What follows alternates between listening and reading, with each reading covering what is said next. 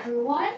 I'm Genevieve Amparo from the University of the Philippines, Visayas, and I'm here to share with you my research on cross-linguistic influences of first language and analysis of language transfer in the syntactic level and the written production. Philippines is a multilingual and multicultural country. It has more than 180 languages. The two governing authorities for educational reform in the country is the Department of Education and Commission of Higher Education, are known as CHED. The Department of Education is a Philippine executive government department that is tasked to manage, improve, and govern the basic educational system of the country, while the Commission of Higher Education, or CHED, is a Philippine government department attached to the Office of the President that covers public and private higher education institutions of the country. It is also tasked to grant programs in all post-secondary educational institutions of the country. The educational policies about language use. The bilingual education policy, which was implemented from 1987 until 2011, aimed at the achievement of competence in both Filipino and English at the national level through the teaching of both languages and their use as medium of instruction at all levels. While the K-12 curriculum, which is implemented from 2012 until the present, requires the use of regional languages as medium of instruction from kindergarten to grade 3. The chosen regional language should also be taught as a subject. So in this table, you will see how much time is spent by a teacher in each subject in grade 1. Filipino is introduced in second quarter until fourth quarter, while English is introduced only in the third quarter to fourth quarter. In this timetable for grade 3 and grade 2, Filipino and English is introduced on the first quarter, just like the mother tongue as a subject. So how do I came up with this research? Selinker in 1972 hypothesizes a latent psychological structure in the brain which is activated when one tries to learn the second language after having acquired meanings in the first language. The utterances which is produced will not be identical to those produced by the native speakers in the target language, nor will they be exact translations from the native language of the learners. Rather, a new separate system will develop. This system is what he calls the interlanguage. According to him, there are 5 distinct psycholinguistic processes that are central to the second language learning. The language transfer, transfer of training, strategies of second language communication, strategies of second language learning, and overgeneralization of target language linguistic material. Now, the process of language transfer refers to the demonstration of fossilizable items, rules, and subsystems which occur in interlanguage performance that are a result of native language.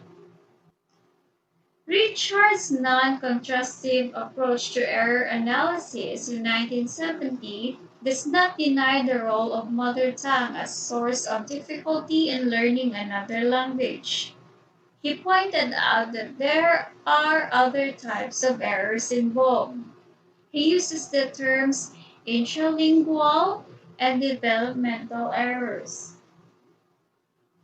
Drawing from this, the study aimed to identify the factors that influence the errors in the syntactic level in the written production of second language, analyze the errors in the syntactic level in the written production of second language. The data from this study, or the data, was gathered from the written outputs of students from two different writing activities, an essay and a short story. This was collected from two groups of students. Now I'll share with you the methodology of this study. First, I wrote a letter to the school principal to ask her to request to be allowed to conduct this research. And then I asked parents' consent. Then were gathered. An analysis and interpretation of data after that was made. Hiligaynon is the first language in this study, while Filipino is the second language in the study. Hiligaynon is one of the major languages in the Philippines, spoken in Western Visayas and other parts of Mindanao. While Filipino is a national language of the Philippines, it is also taught as a subject from elementary to college. Let me share with you the results of the study. Data shows that majority of the sentence constructs are common sentence constructs in Filipino.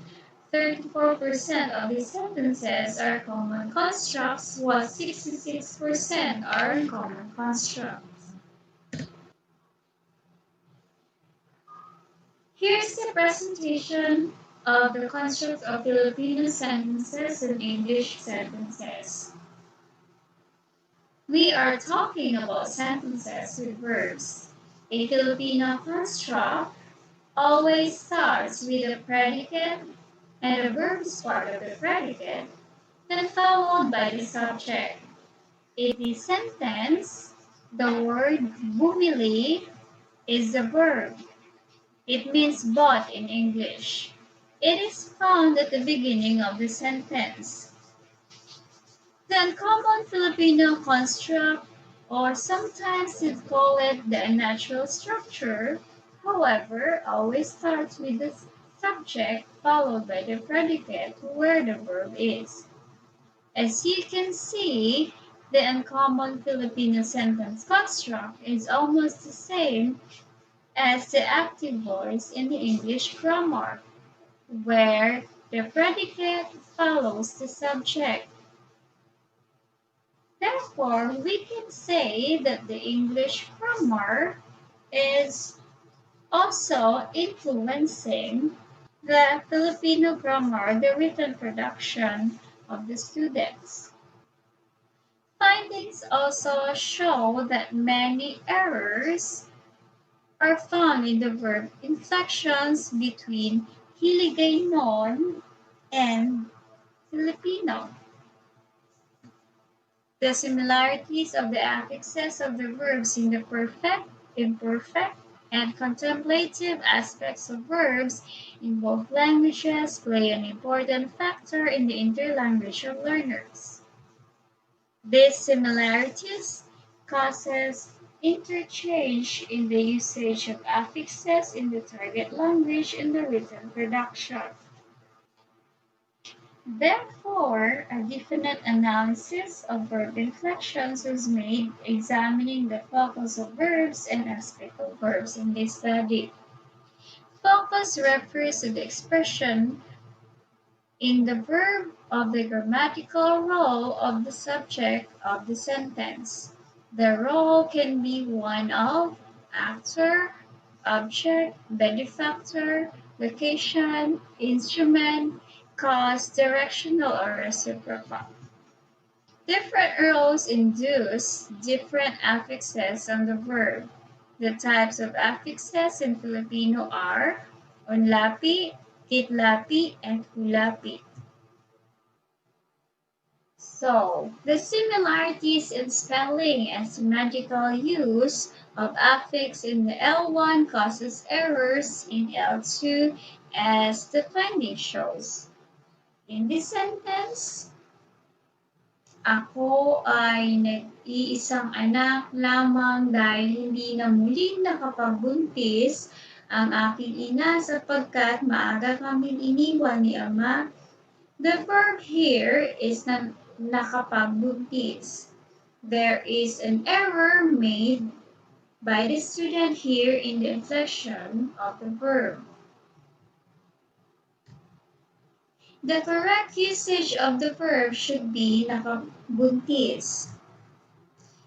In Filipino, naka plus pag or the affixes naka and pag means having the ability to do what the root word of the verb means.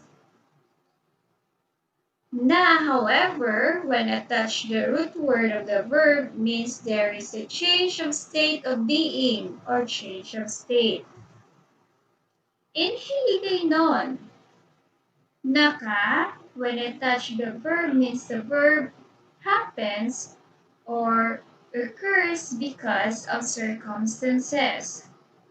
Naka is used in this sentence in addition to the affix pag because of the influence of L1 or first language, where in this situation or in the sentence, the mother didn't get a chance to be pregnant again because of circumstances. Not that she lost the capability to be pregnant again as what the wrong inflection will mean. Culture influences the use of affixes in sentence construction. In the following sentence, nung nakarating na si June sa paaralan, narinig niya yung dalawang babae nag-uusapan na gusto ni Rin si June. The English translation for this sentence would be, when June arrived in school, he heard two ladies talking about Rin liking June. The highlighted verb has a wrong use of affix. The correct usage of the verb in the sentence should be nag-uusap. There should be no an at the end of the word, or an affix and should be omitted. The correct sentence then would be, nung nakarating na si June sa paaralan, narinig niya ang dalawang babae na nag-uusap na gusto ni Rin si June.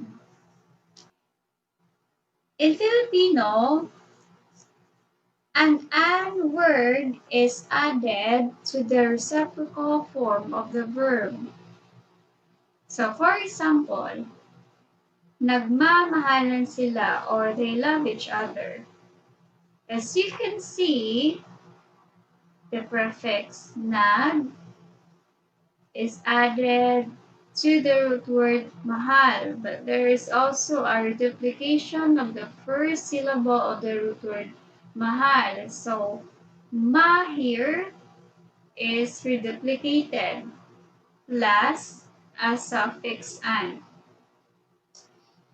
In Hiligaynon, however, the verb talking with reference to the two persons doing the verb takes the reciprocal form of the verb in Hiligaynon. Not adding the suffix an would mean that the person is not talking at all or is rude in a Hiligaynon student. In Filipino, the verb talking is not taking the reciprocal form of the verb. Due to the influence of Hiligaynon, the student here takes the reciprocal form of the verb in the second language. In this sentence, halika na't ihipin ang mga dila sa cake. Or in English, it would mean, come here now and blow the candles on the cake. The correct Philippine sentence would be, halika na't ihipan mo ang mga kandila sa cake. The Hiligaynon usage would be, just getting the phrase blow the candle would use huyo pa ang kandila or blow the candle to. So as you can see, ihipin uses the wrong affix of the verb considering the focus of the verb is a direct object. The correct verb should be ihipan. Let me explain in details why is that so. In this sentence, the verb is followed by the candle, which is taking the locative focus of the verb. So the candle is considered as a location. In Filipino, the focus of the verb ihipan, we're talking about the correct verb here, is on location and not on the object, given that the fire, which is the direct object of the verb, has to be put out on the candle, which is the location. So the affix for the verb with locative focus is an and not in.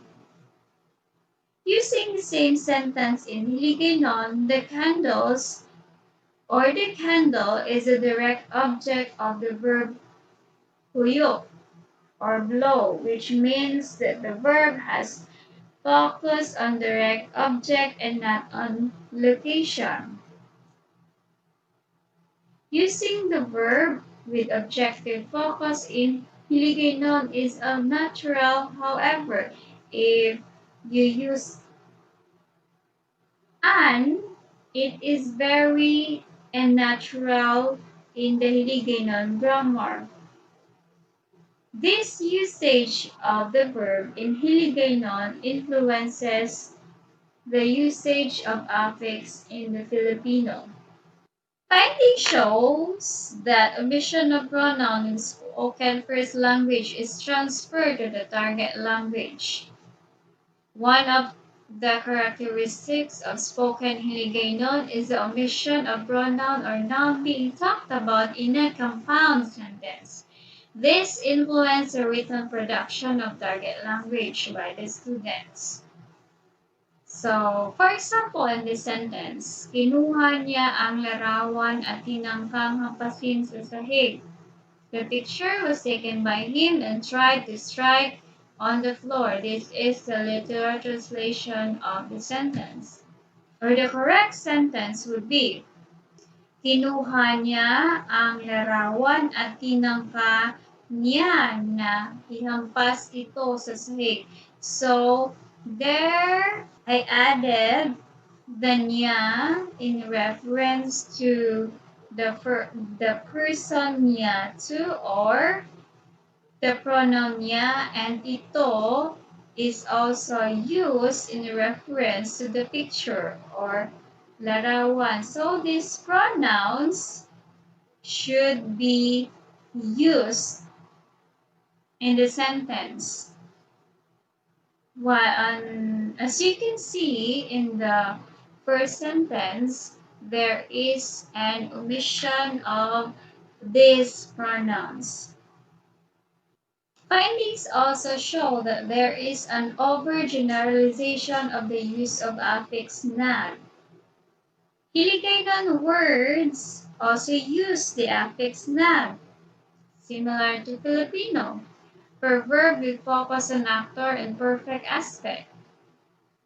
There are cases that the students are using na in Filipino verbs instead of Filipino affix to signify that the verb is imperfect or imperfect aspect.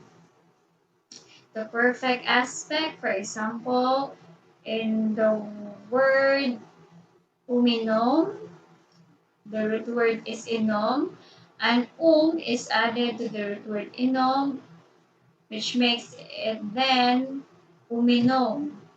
In the imperfect aspect of the same verb, plus reduplication of the first syllable of the root word, plus the root word. So, umiinom. In this slide, you will see the overgeneralization of the use nag. The student used the affix nag instead of In the first sentence, the verb is naghingi or ask. Instead of using the student used nag. In the second sentence, the verb is naghihingi or asking. Instead of using the affix the student again used nag. Or instead of humihingi, the student used naghihingi. In the third sentence, nag-iiyak or crying, the student used nag instead of umiiyak. In the fourth sentence, instead of kumakayod or using the affix the student used the word nagkakayod or using the affix nag. To conclude, the difficulties of student in sentence production is influenced by the first language, exposure to the target language rules, as well as knowledge about the differences of the use of affixes in the first language and the target language will help the learners understand the reasons of their errors and help undo it. The similarities of the affixes of the verbs in the perfect, imperfect, and contemplative aspects of verbs in both languages, Filipino and Hiligaynon, play an important factor in the interlanguage development of learners. These similarities causes interchange in the usage of affixes in the target language in the process of languaging. The errors made by the students provide evidence of their interpretation of rules as influenced by their first language. These errors can also guide the teachers about the progress that the student is making in learning the second language. And at what point should he or she make an intervention to explain the error and make meanings of the rules. Errors can be used as a reflective summary of what the student has learned about the target language use. Transfer of affixes of the first language to the second language is not just structural but also cultural. That's all. Thank you very much for listening.